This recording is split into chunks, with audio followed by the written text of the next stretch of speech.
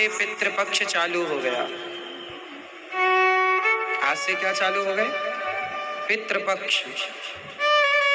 आज से आपको क्या करना चाहिए? अपने पूर्वजों की तिथि पर, जिस तिथि को आपके पिताजी, आपके दादाजी का भगवत धाम गमन हुआ है, जिस तिथि में उनका अंतिम संस्कार हुआ है, वह तिथि नोट कर लीजिए। उस तिथि पर उन्हें श्राद्ध करना चाहिए। श्राद्ध कार्य श्रद्धा से दिया हुआ दान, उन्हें जल दान करना चाहिए। उनके नाम से भोजन निकालना चाहिए। उन्हें भोग, भगवान जी को भोग लगा के उनका एक अलग थाली पर भोजन लगाकर, और उस भोजन को फिर गाय को या कुत्ते को या कौवे को खिलाना चाहिए।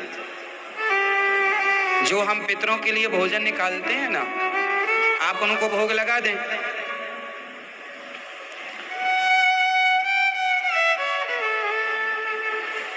और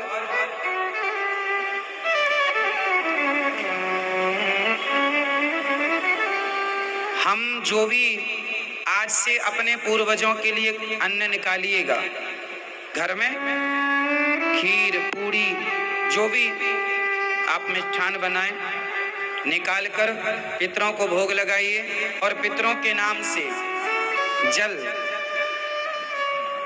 रखना चाहिए, पानी यूं यूं।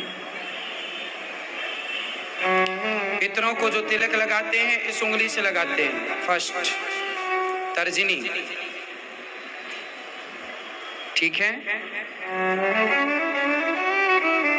इस उंगली से तिलक लगाते हैं अपने पूर्वजों को। जल यहाँ से ऐसे तर्पण में हाथ में जल डाल के यूं।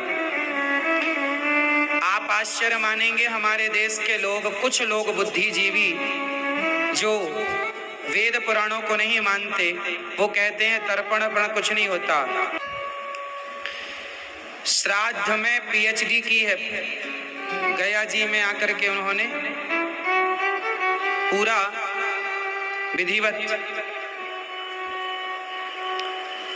सब समझा, सब देखा, सब जाना, और इसके बाद उन्होंने श्राद्ध पर पीएचडी की। ये कितनी बड़ी साइंटिफिक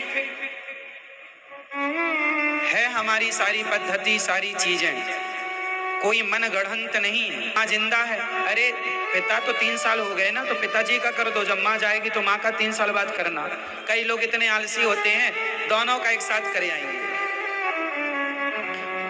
दोनों का एक साथ भी करे आए, वो भी अच्छा है।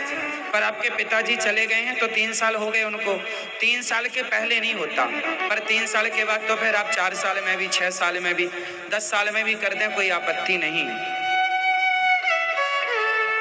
पर 3 साल हो गए हैं तो कर लेना चाहिए। भले माँ जीवित है तो अच्छा है, माँ जीती रहे, जब माँ जाएगी जो माँ का बाद में 3 साल बाद होगा। तो हमें पूर्वजों के लिए इस श्राद्ध पक्ष में हम पहली रोटी गाय को भोजन कराएं। जो पितरों को भोजन निकालते हैं, उसके भोग लगाने के बाद वो भोजन गाय को खवाएं। गाय की रोटी अलग निकालें, चींटियों को दाना अलग डालें पितरों के नाम से, और कुत्ते को रोटी खवाएं, है ना? घर में जब पितरों की तिथि आए तो ब्राह्मणों को बुलाकर ब्राह्मणों को भोजन प्रसादी पवाइए।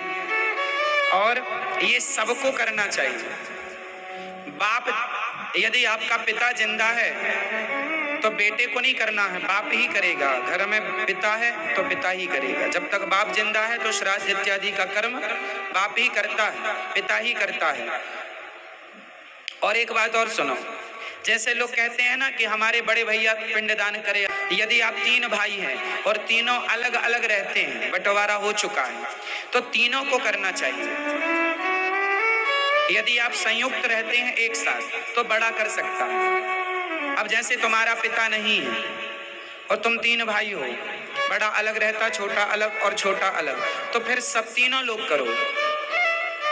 गया जी में भले एक जन चला जाए, चलता है, पर घर में जो पितृपक्ष के जो भोजन निकालना, उनके नाम से दीपक जलाना, उनके लिए तर्पण करना, जल देना, ये तीनों कर सकते हैं। बड़ा करे, मझला करे, छोटा करे, अब न्यार अलग अलग हो गए हो ना, तो अब सबका अलग अलग है भाई। तुम्हारा किया तुम्हें मिलेगा, उसका किया पुण्य। पितरों को पितृदान तर्पण करने से पुण्य की प्राप्ति होती है, और हमारे जल से, हमारे इस प्रसाद से उन्हें तृप्ति मिलती है। अब आप साइंटिफिक पूछ लें, महाराज जी यहाँ हमने उनको पिंडदान किया, वहाँ उनको कैसे मिल जाएगा? अरे भाई आज का तो लॉजिक देना पड़ेगा ना, साइंस का युग है। तो उदाहरण समझो, आप किसी के खाते में पैसा भेजते हैं, आपका कोई व्यक्ति विदेश में रहता है, माना कि अमेरिका में, अब उसके खाते में आपको पैसे भेजना है, कैसे जाएगा? यहाँ से भेजा हुआ पैसा उसके खाते में मिल गया ना। और सुनो, वो पैसा नहीं मिलेगा जो आपने भेजा है। यदि यहाँ से यदि आपने रुपया भेजा है पैसा, तो वहाँ उसे डॉलर ही मिलेगा। अमेरिका में है तो वहाँ उसे रुपया ना मिलेगा। क्यों जी? वहां उसे वही नोट नहीं मिलेगा जो नोट आपने डाले कि यही नोट जस का तस चला जाए। वहां उसे वो मिलेगा जो वहां उसे आवश्यकता है, अर्थात वहां की जो करेंसी है, वहां का डॉलर है, पाउंड है इत्यादि, जो हर देश का अलग अलग सिस्टम होता है, वो मिलेगा। उसी तरह आपने यहाँ पिंडदान किया कि आपके पूर्वजों के नाम से, तो आपके पूर्वज अभी वर्तमान में जिस समय जिस योनि जहाँ हैं, उन्हें जिस चीज की जरूरत है उस रूप में वो पिंडदान उन्हें प्राप्त हो जाएगा, आपका किया है। ठीक है, मिलता है। इसलिए अपने पूर्वजों के लिए भागवत जी सबसे उत्तम साधन है। आप कुछ ना कर उनकी सदगति हो जाती है, भागवत जी की महिमा। इसलिए जब भागवत जी का संपूर्ण पाठ कराते हैं तो सब कुछ हो जाता है। इसलिए भागवत जी की पोथी अपने पूर्वजों के लिए आप लोग करा सकते हैं। अभी 13 तारीख से यहाँ पोथी पाठ बैठेंगी, आप लोग भी अपने पूर्वजों के लिए आप कर सकते हैं, करा सकते हैं, तो वो जरूर कीजिएगा। ये अपना कर्म है, करिएगा। साइंस की किताबें 4 पढ़ के अपनी संस्कृति ना छोड़ दीजिएगा। नहीं जी हम नहीं मानते, ये सब नहीं मानने का कोई सवाल ही नहीं है। तुम्हारे बाप दादा ये सब मानते थे। शास्त्र कहते हैं, मैंने बता ही दिया, विदेशी महिला ने PhD कर लिया इसमें, अखबार की कटिंग भी बता दी प्रूफ के साथ। अब शास्त्र जो कहते हैं वो हमें मानना चाहिए। कई लोग शास्त्रों की बातें नहीं मानते, इससे बड़ा नुकसान होता है। आपके पूर्वज अभी देखो पता नहीं चल रहा है, लेकिन पता तो चलेगा कि हमने जो किया है नहीं किया है। इसलिए आप एक अच्छे पुत्र होने के नाते, आप एक संस्कारी पुत्र होने के नाते अपने पूर्वजों का ऋण, और कुछ ना कर पाओ तो एक रोटी तो गाय को खवा ही सकते हो ना अपने पूर्वजों के लिए। इससे क्या नुकसान हो रहा है? इसमें कौन सी तुम्हारी साइंस बाधा डाल रही है? इसमें कौन से तुम गरीब हो रहे हो? चलो कुछ भी मत करो तो एक रोटी गाय को तो खवाओ अपने पूर्वजों के नाम से। चारा डालो गाय को, इस समय कुत्ते को रोटी खिलाओ। जो कर्म है करो, ना करने का तो कोई बात ही नहीं है कि अनी जी हम नहीं करेंगे। क्यों नहीं करेंगे? माँ बाप का ऋण कैसे उतरेगा फिर?